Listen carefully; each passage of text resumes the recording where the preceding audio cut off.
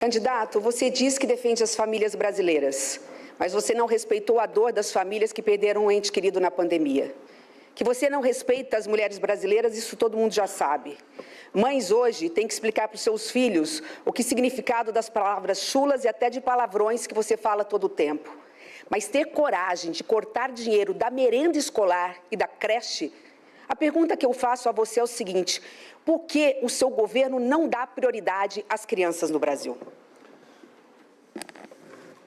Senhora senadora, o orçamento, senadora, é feito em 4 mãos, executivo e legislativo.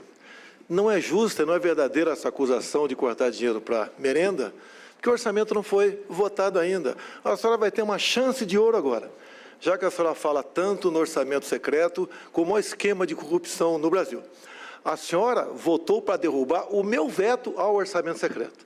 A senhora vai ter a chance agora de pegar esse orçamento secreto na casa dos 18 bilhões de reais e redistribuir para todos os ministérios, entre eles o da educação. É fácil, é simples. A responsabilidade de governar é do Executivo e do Legislativo. Nós somos irmãos nesse processo. Então, por favor, senhora senadora, a verdade acima de tudo. O João 832 vai continuar se fazendo presente no meu governo.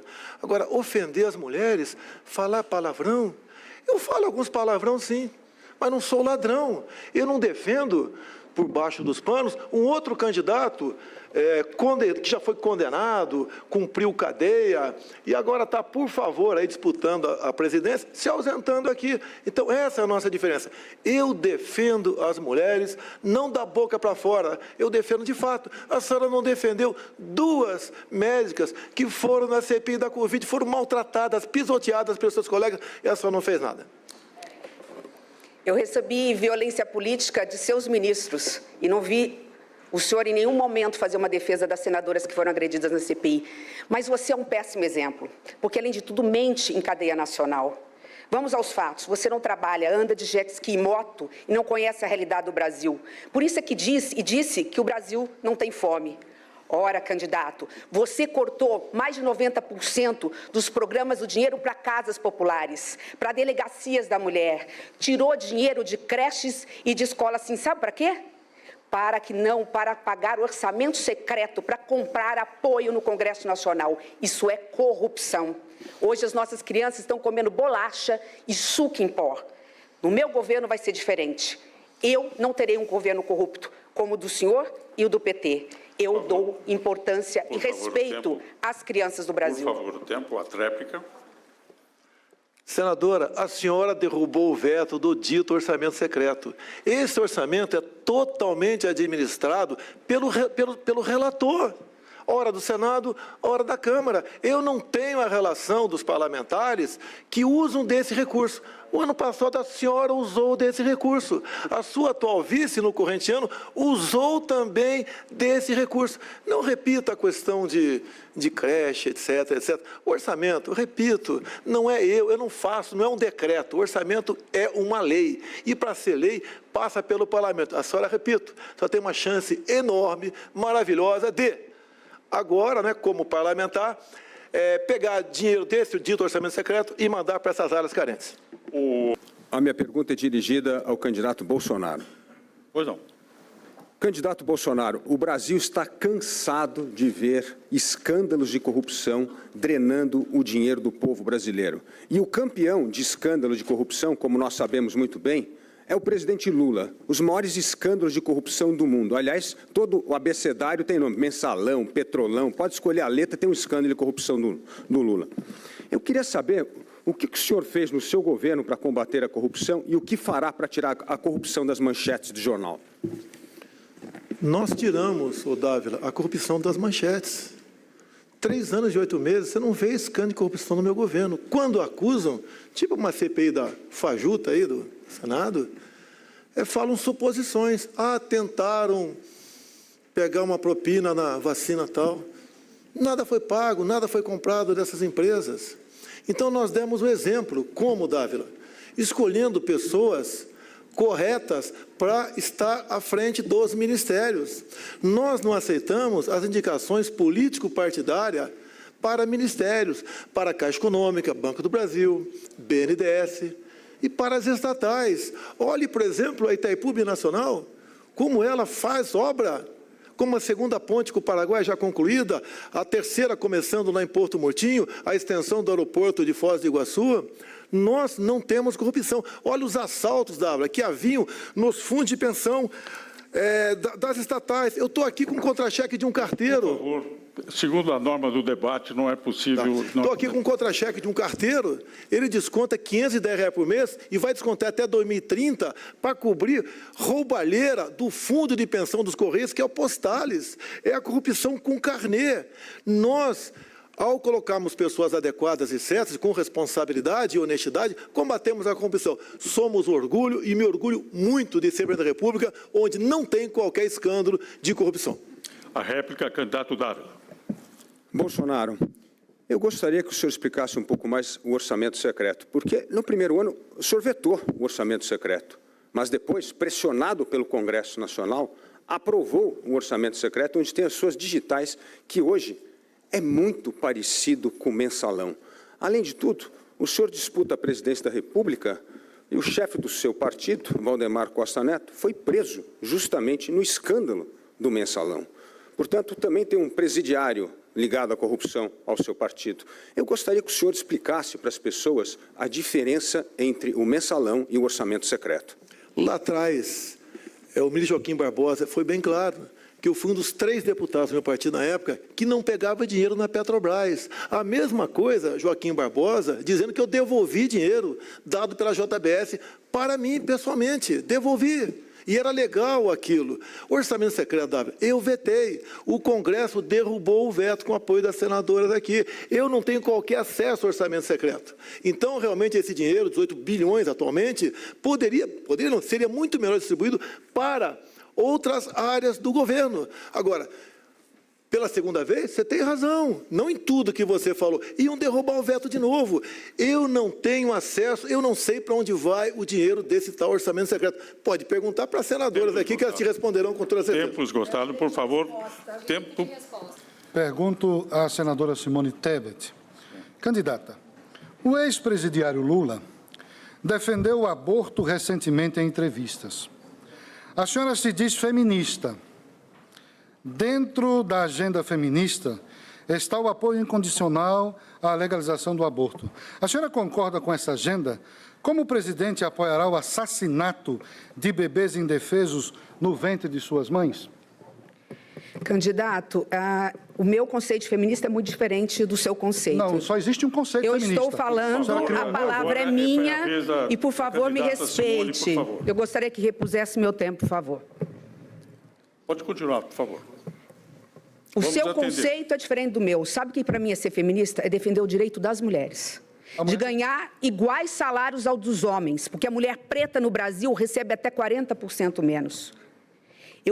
O meu feminismo é como presidente, pela primeira vez, uma mulher presidente da Comissão de Combate à Violência contra a Mulher, exigir, com leis mais severas, colocar na cadeia homem que bate covardemente mulher. É isso que é ser feminista. Eu sou católica, padre. Lamento a sua visão seletiva. Confesso que tenho dúvidas se teria coragem de me confessar com você. Eu sou contra o aborto, porque eu sou católica e sou cristã. Isso não me faz menos feminista. Eu defendo a vida. E assim fui. Agora, o feminismo no Brasil precisa ser entendido não como uma pauta de esquerda, mas como uma pauta cristã. A mulher brasileira hoje é a cara mais pobre desse Brasil. Se ela for preta e do Nordeste, então, ela não tem condição nenhuma de ter uma qualidade de vida que, infelizmente, as mulheres brancas têm na proporção. É isso que é ser feminista. Eu defendo a vida e continuo defendendo as mulheres brasileiras. É por isso que eu sou candidata à presidência da República. E se eu for eleita presidente da República, nenhuma criança vai dormir com fome no Brasil. Se eu for presidente da República, a chave da casa própria vai para você, mulher, que é a porta da cidadania. Se eu for eleita presidente da República, eu não vou cometer crime de corrupção, vou pôr na cadeia quem faz, porque a corrupção mata. Ela tira o dinheiro que está faltando lá para servir a você, para dar qualidade de vida para a sua família. A senhora se contradisse, porque a senhora, como feminista, se a senhora realmente é feminista, como é o movimento feminista, a senhora está se contradizendo, porque as feministas, elas apoiam o aborto incondicionalmente. Então, a senhora também disse aqui que a senhora está vivendo um feminismo que a senhora criou. O meu feminismo. Então, a senhora tem um feminismo particular, muito só seu. Então, a senhora trai também ao próprio movimento feminista. Então, a senhora se diz católica, está dizendo que é católica. Eu sou católico ortodoxo, mas nós, católicos, defendemos a vida igualmente. Então, se a senhora está dizendo que quer se confessar comigo, eu posso lhe atender em confissão.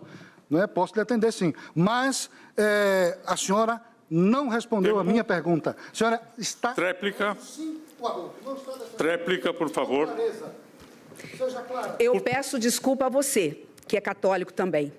Eu peço desculpa à minha igreja por ter, lamentavelmente, um padre aqui colocando palavras na boca de um cidadão ou de uma cidadã. Eu sou feminista no meu conceito e a vida inteira defendi a vida e sou contra o aborto. Qual é o problema disso? E eu vou dizer mais, eu tive coragem de entrar com uma ação contra Bolsonaro e contra Lula, porque me senti ofendida como cristã, quando ambos escolheram uma santa, pasmem, não para falar de amor, mas para degladiarem através do ódio Madre Teresa de Calcutá, na propaganda eleitoral, coisa que o padre não fez. Lamento, padre, eu jamais me confessaria com o senhor. Tempo encerrado. Padre, nós tivemos um olhar todo especial para os pobres no Brasil. Eu me preocupo com aquele que levanta de madrugada para ir às ruas, vender algum serviço. E na pandemia, eles foram massacrados, foram obrigados a ficar em casa. Nós criamos o maior auxílio social para essas pessoas. Hoje, os pobres ganham R$ 600 por mês. Me acuso de não ter e olhar para o pobre? Qual é a tua opinião sobre isso, prezado padre? A minha opinião é que o senhor tem ajudado muito esse país e nós estamos vendo aqui um massacre. Eu nunca tinha visto isso na minha vida. Partidos que se juntaram, 5 partidos que se juntaram para bater num presidente da República. Com falácias, com mentiras, inventando. Né? E nós vemos um presidente que mantém o país com uma economia, está pequena, 4% talvez, mas vejam os Estados Unidos como está, 8% de inflação. O nosso país não está sofrendo mais ainda por causa das políticas econômicas do ministro Paulo Guedes. Então, bater no presidente, todos vocês falaram mal do presidente da República. Será que o presidente da República não fez algo de bom para o povo do Brasil? Vocês só enxergam maldade, corrupção. Foram 13 ou 14 ou 15 anos de governo do PT. Por que vocês não falam a verdade? Por que vocês não dizem que no tempo desse governo, do governo do PT, na era do PT, na era da Dilma e do Lula, quantos dos seus apadrinhados ganharam, enriqueceram, e o pobre mais pobre? Vocês dão as migalhas que caem da mesa de vocês, e o pobre se contenta com essas migalhas? O presidente aumentou o poder de compra desse povo. Se não fosse o dinheiro, eu trabalho com o povo pobre. Obrigado. Vocês falam, mas eu trabalho... Obrigado. O tempo esgotado. A réplica, candidato Bolsonaro. Prezado padre, nós damos Auxílio Brasil para 21 milhões de famílias, entre elas 17 milhões de mulheres, porque nós acreditamos na mulher, nós queremos a mulher forte. Mais ainda, padre, o senhor sabe, pela sua idade, sua experiência, quanto o nordestino sofria com a falta d'água. Nós concluímos a transposição do Rio São Francisco, que era para ter acabado em 2012. O candidato faltoso aqui, o presidiário, desviou dinheiro da transposição São Francisco. Nós desviamos, foi água para o povo do nosso Nordeste. Nós matamos a sede do nordestino. Meu grande abraço a todos do Nordeste e muito obrigado pela forma como são recebidos com visita a esse estado. O tempo tréplica, padre Kelmo. Exatamente isso. O povo do Nordeste, eu sou nordestino, o povo do Nordeste passava por necessidades ali do Ceará, Pernambuco, a água nunca chegava. Graças a essa política que com complementou, terminou, finalizou tudo aquilo que foi iniciado. Políticas mal acabadas, deixam pela metade, gastam dinheiro público do imposto do trabalhador, brincam com o seu imposto, brincam com você. É preciso que você tome consciência, ponha a mão na consciência, analise esses últimos anos, esses 10 anos de governo de esquerda, analisem isso, olhem para os benefícios que esse país está recebendo. Se nós não tivéssemos um governo de direita agora, eu também sou de direita. Bom, você vê aí um púlpito vazio, é do candidato Lula, do PT, que foi convidado, mas não quis participar desse nosso debate. Quem abre o bloco é a jornalista da revista Veja, Clarissa Oliveira. Clarissa, para quem vai a sua pergunta e quem deverá comentá-la? Minha pergunta vai para o presidente Jair Bolsonaro com um comentário de Ciro Gomes. Presidente, a gente já assistiu aqui, desde o começo da campanha, vários casos graves de violência política. Um bolsonarista assassinou um petista durante uma festa de aniversário, um outro apoiador do senhor matou um também petista com golpes de faca e machado. E na sexta-feira, agora, uma jovem tomou uma paulada na cabeça depois de discutir com um bolsonarista sobre a eleição. O senhor chegou a dizer lá atrás que é preciso fuzilar a petralhada. Eu gostaria de saber se o senhor se arrepende dessa declaração, presidente. Primeiro, eu quero dizer que eu sou palmeirense e eu peço à torcida do Palmeiras, não briguem, caso contrário, eu vou ser responsabilizado. Faltou a ilustre jornalista falar de um caso agora, de um petista que tinha, inclusive, uma tatuagem do Lula no ombro, onde ele matou a esposa e um filho de 2 anos. Querer me responsabilizar por essas ações não tem cabimento. Eu diminuí em mais de 40% as mortes violentas no nosso Brasil, com as políticas mais variadas possíveis, entre elas a do armamento. Esse episódio lamentável de Foz do Iguaçu, como tantos outros, eu recebi o irmão da vítima, que disse para todos que votavam em mim. E eu recebi com toda a cordialidade, liguei para os seus familiares naquele momento, fiz uma live de quase 1 hora. Uma esposa dele fez uma oração também de mais de 30 minutos, pregando a paz. E eu ali, comovido, sentido com esse problema. Agora, prezada jornalista, por favor, se alguém briga na rua, vai que ele seja favorável a mim, querer imputar a mim essa responsabilidade, foge de um jornalismo minimamente sério. Nós queremos a paz, queremos a tranquilidade, queremos o futuro do nosso Brasil. Defendemos as mulheres de fato e não da boca para fora. Lamentável, com todo respeito, o seu posicionamento. O comentário do candidato Ciro. Minha irmã, meu irmão, segue comigo. Hoje, 125 milhões de brasileiros não fizeram 3 refeições. Só uma, vou dizer aqui em alta voz, de cada 4 crianças nesse país, que é um dos maiores produtores de comida do mundo, fez as 4 refeições. No Brasil, o desalento atinge 5 milhões, o desemprego 10 milhões e a informalidade mais selvagem, que vai produzir milhões de idosos sem nenhuma aposentadoria, atinge 50 milhões. E nós estamos discutindo isso. Isso é relevante? É. Mas será possível que um debate não deu uma única oportunidade para a gente explicar como é que eu vou fazer um programa de renda mínima? Enfim, então vou comentar só o que me pediram para comentar. Quem criou essa história do nós contra eles foi o PT. E o Bolsonaro adora porque um resolve o problema do outro. Tempo, agora a réplica do candidato Bolsonaro. Eu insisto na tecla, prezado Ciro. Nós demos o Auxílio Brasil para 21 milhões de famílias. E ele pode hoje se cadastrar por um aplicativo. Não tem mais aquela triagem pelas prefeituras, onde sempre alguém segurava aquele processo para ganhar algo político lá na frente. Nós temos um olhar todo especial para os mais pobres. Eu peço aos mais pobres, quem está passando necessidade, quem está passando fome, procure se cadastrar para receber o Auxílio Brasil de R$ 600, 6 vezes maior do que se pagava lá atrás no governo do PT. Nós temos um olhar, mais que um olhar, um trabalho muito especial e concreto para tirar os brasileiros do mapa da fome. Nascimento, eu quero perguntar para a candidata Simone Tebet com o comentário do candidato Jair Bolsonaro. Candidato, eu queria que a senhora falasse para mim sobre educação. O que a senhora mudaria na educação em relação ao governo atual e também que a senhora comentasse um tema específico. Inúmeras pesquisas mostram o benefício da educação em tempo integral para as crianças. Alguns estados e municípios já conseguiram avançar, outros não podem nem sonhar porque não tem dinheiro. A senhora acha que o governo federal deveria usar do seu recurso, da sua verba, para impulsionar a educação em tempo integral, de preferência para todas as crianças brasileiras? Eu agradeço a sua pergunta, porque eu sou professora e eu fiz um juramento como professora e como mãe de duas Marias, que eu não vou sossegar enquanto a escola do filho do pobre não tiver a mesma qualidade da escola do ensino do rico. Para isso, o governo federal tem que ser parceiro do município. Eu fui prefeita e sei da importância para zerar a fila de creches, para que as crianças comecem a estudar na hora certa e as mães possam trabalhar.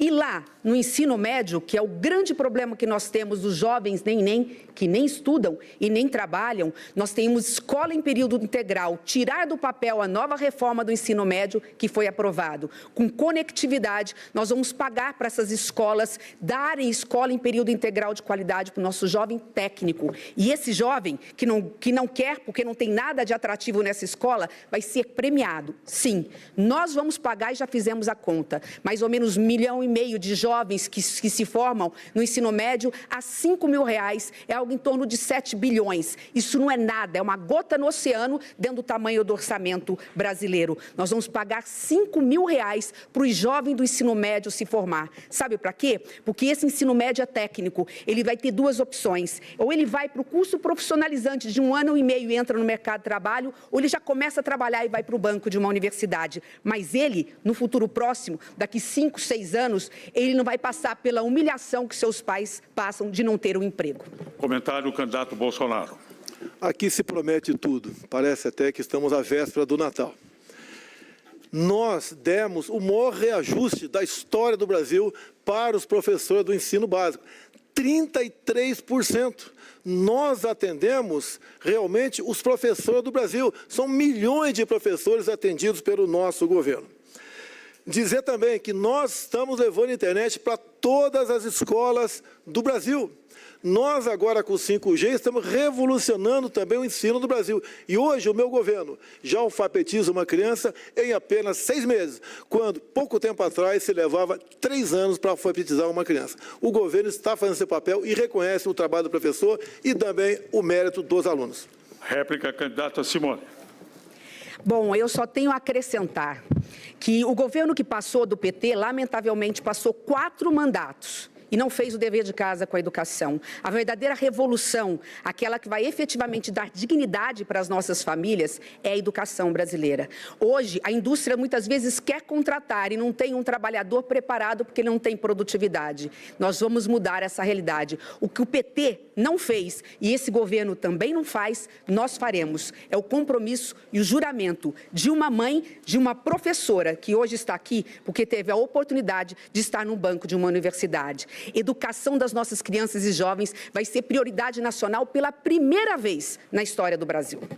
Boa noite, Nascimento. Minha pergunta vai para o candidato Ciro Gomes com um comentário de Simone Tebet.